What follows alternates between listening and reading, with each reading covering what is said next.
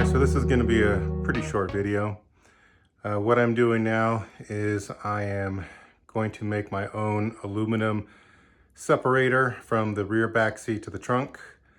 So I got a sheet of aluminum that I had cut at 24 inches, 24 by 54. It's about, I don't know, maybe a ½ inch longer, but it's dead nuts on in terms of the width. I'm actually surprised they cut it that accurately, but they did a good job. So some things I'm not going to do is I won't be using these, so this will just stay solid all the way across. I'm not going to drill out these holes.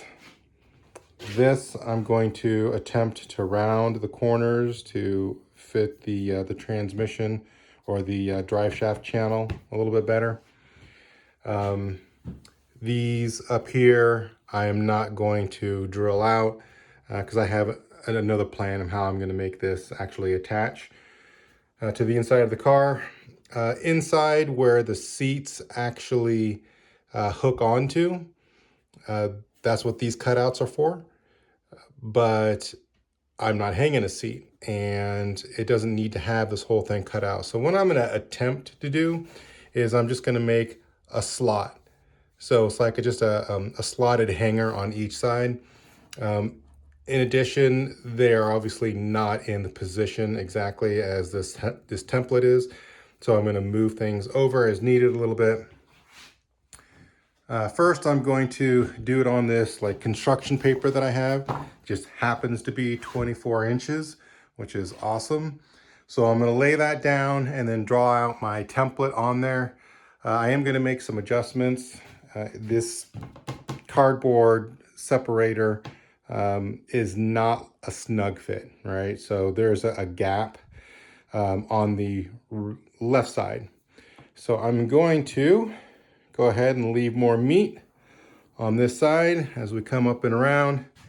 And then up here, I actually have to notch out a little bit because that's where my battery cables are going to my trunk relocate for the battery. And yeah, so then we'll see if that fits. And if it does or doesn't, make it changes as needed. And if it does, then I'll go ahead and translate onto the actual aluminum. This aluminum is 0.032. So it's just flexible enough that it won't dimple when I bolt it or screw it down. Anything skinnier, I just worried it was going to dimple. And this has just enough flexibility to it that it works perfectly. I got my paper taped together. Now time to get the template on there. Template taped down. Time to trace. All right, got it all traced out on the paper.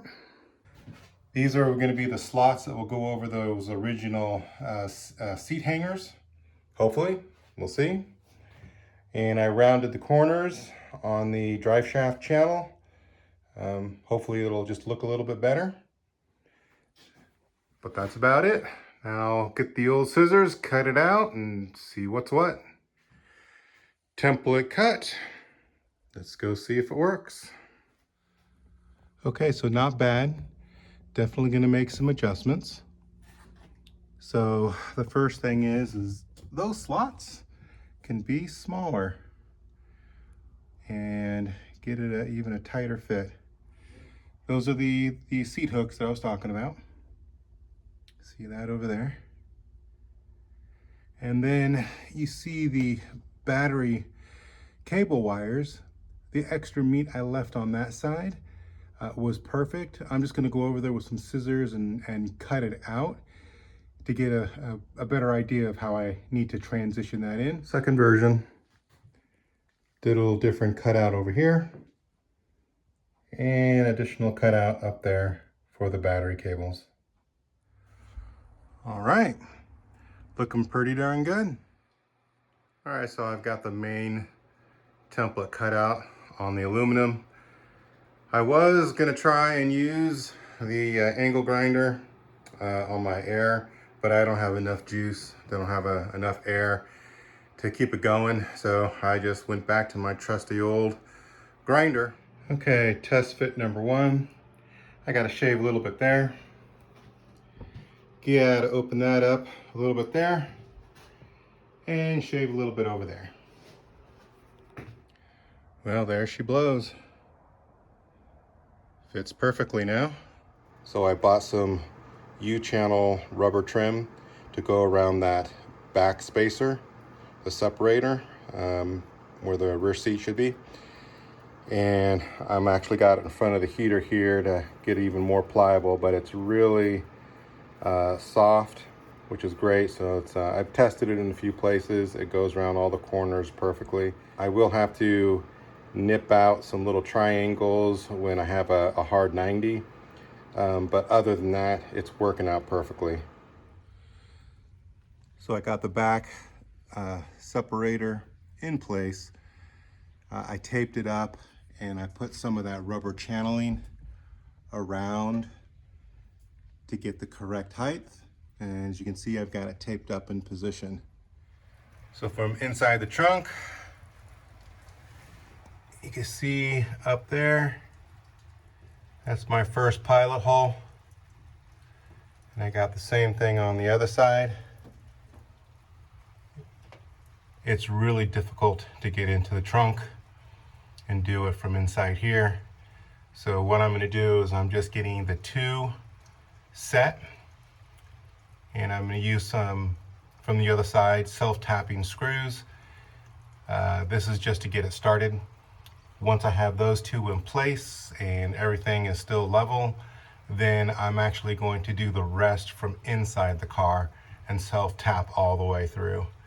So I'll go down these structural panels here, a couple, and then I'll go across the top of it, and then I'll find some place in the corners, etc. All right, I've got it all pre-hung with my first couple of anchor holes. Fits perfectly. So I stripped off the protective layer on there, and now I'm going to lay it all the trim, and then this will be the last time I have to take it in and out. So once I get that trim around, that will be the final stage and fully installed. All right, got the trim all the way around. I think it came out pretty good.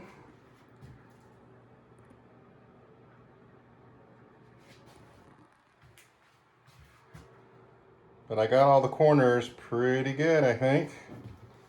First shot. One and done. And then I just put a couple on top and bottom there for the hanger holes.